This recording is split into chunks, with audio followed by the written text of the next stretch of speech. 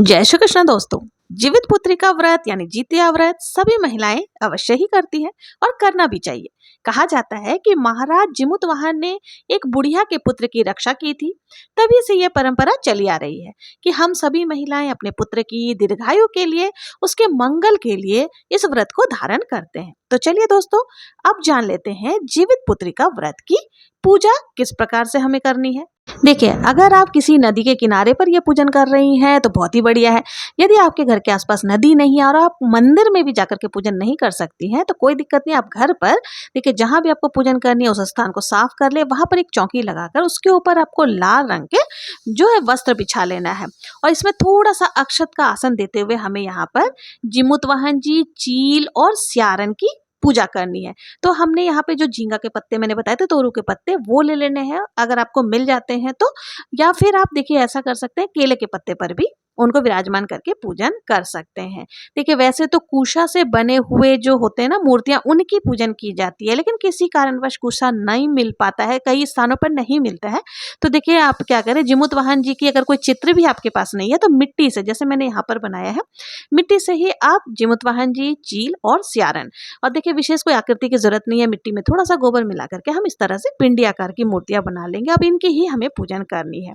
तो हमने तीनों मूर्तियां बना ली है और इनको हमें इनके साथ साथ हमें गणेश जी को जरूर से विराजमान करना है। देखिए, गणेश जी को सुमरे बिना कोई भी कार्य संपन्न नहीं होता, तो यहाँ पर हम प्रथम पूज्य गणेश जी को भी विराजमान कर लेंगे। देखिए, आप अपने मंदिर में जिनकी पूजन करते हैं उन गणेश जी को ले सकते हैं, नहीं तो आप सुपारी में धागा यानी कि कलावा लपेट करके भी गणेश जी का निर्माण करके पूजन कर सकती हैं।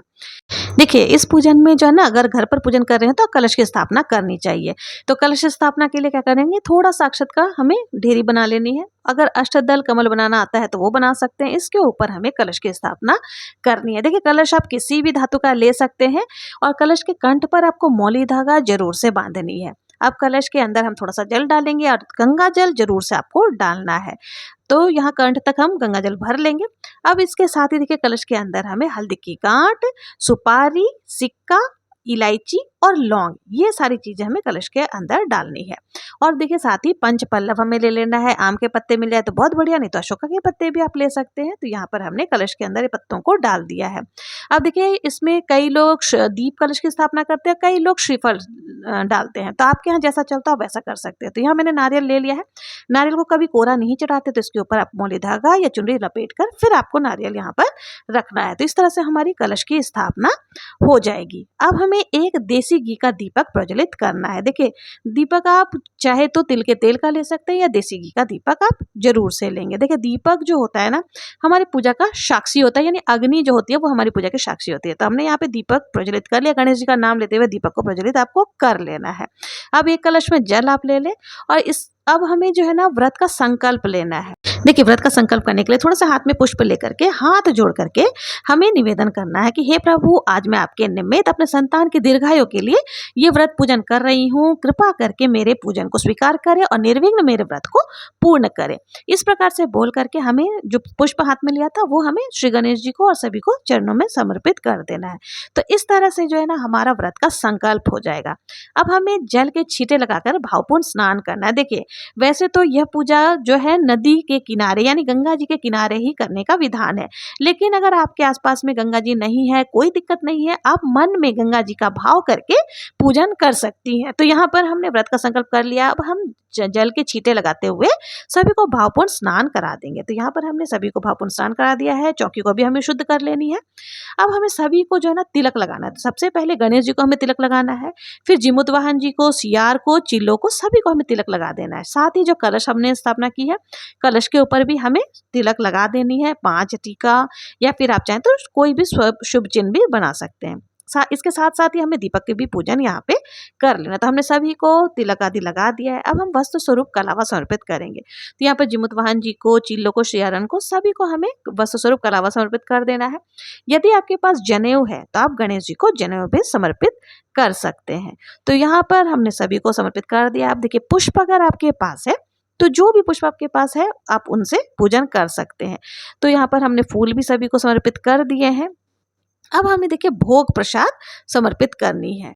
अब देखिए भोग प्रसाद में आप पंचमेवा का भोग लगा सकते हैं, साथ ही देखिए आटे से बनी हुई मिठाइयों का इसमें विशेष महत्व होता है।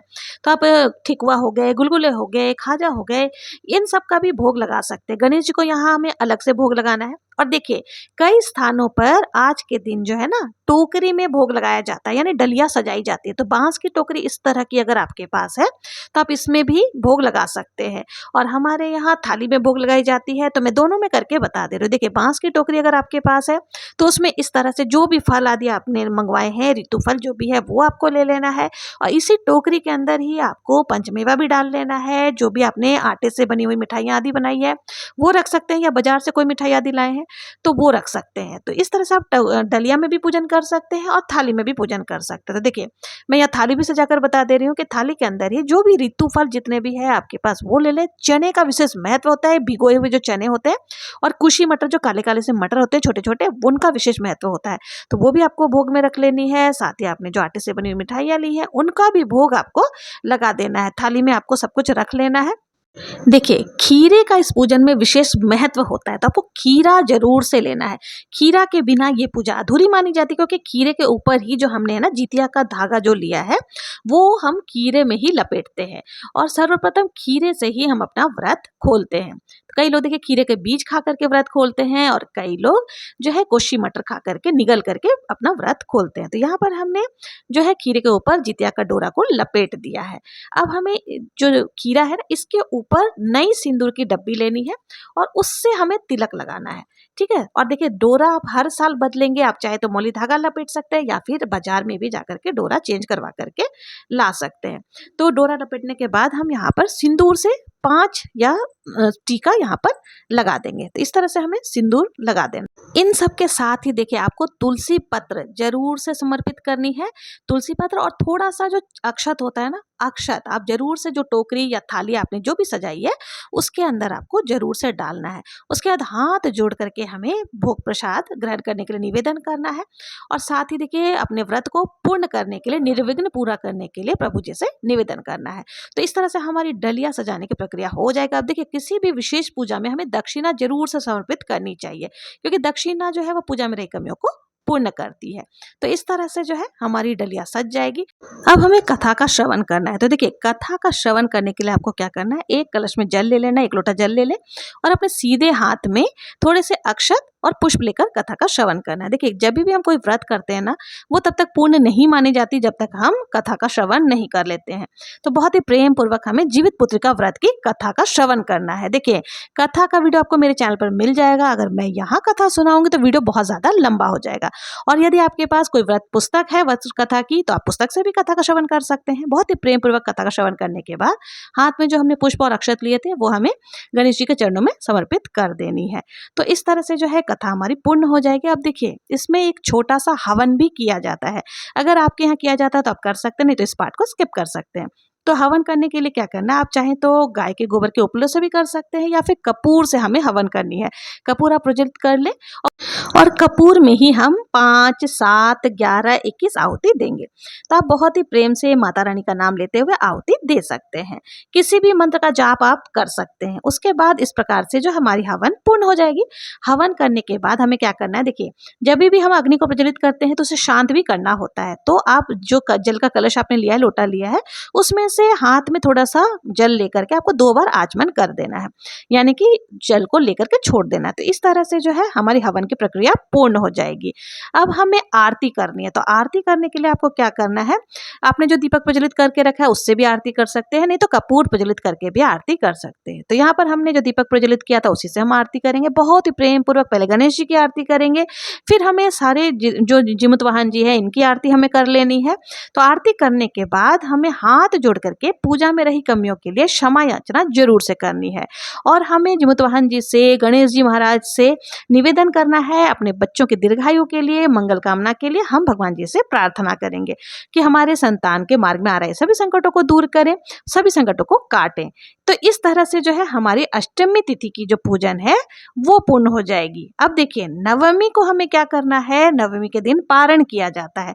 पारण का जो शुभ मुहूर्त में ही पारण करें, और पारण करने से पहले मैंने जैसा बताया आपको कि पहले आप खीरे की बीज से या जिससे भी आपके यहाँ पारण किया जाता है, आपको टोकरी जो हमने थाली सजाई है उसमें से ही सामग्री लेकर के पहला आपको पारण करना होता है। उसके बाद आपको क्या करना है, जो हमने जितिया का डोरा है वो आपके संतान को आपको पहना देना है। जितने भी संतान है बारी बारी से आपको सभी को पहना देना है। तो देखिए कई लोग जो है 1 दिन पहनाते हैं, कई लोग 2 दिन पहनाते हैं, आपके जैसा हो वैसा आप कर सकते हैं। तो इस तरह से आपको अपने बारी बारी से बच्चों को पहना देना। उसके बाद उस धागे को आप स्वयं धारण कर ले। बहुत ही ज्यादा इस धागे को धारण करना शुभ माना जाता है। तो यह थी जितिया व्रत की 3 दिवसीय पूजा विधि। आप लोगों को ये पूजा विधि कैसी लगी? अगर वीडियो पसंद आई हो, जरा भी उपयोगी लगी हो, यूजफुल लगी हो, तो प्लीज मेरे चैनल को अगर सब्सक्राइब नहीं किया तो सब्सक्राइब करें, लाइक करें और ज्यादा से ज्यादा शेयर जरूर से करें। जितिया व्रत की कथा सुनने के लिए मेरे चैनल पर बने रहे। मिलते हैं नेक्स्ट वीडियो में किसी और पूजा विधि के साथ। तब तक के लिए जय श्री कृष्णा, जय जितिया माता की, जिमुत महान भगवान की जय हो, गणेश जी महाराज की जय।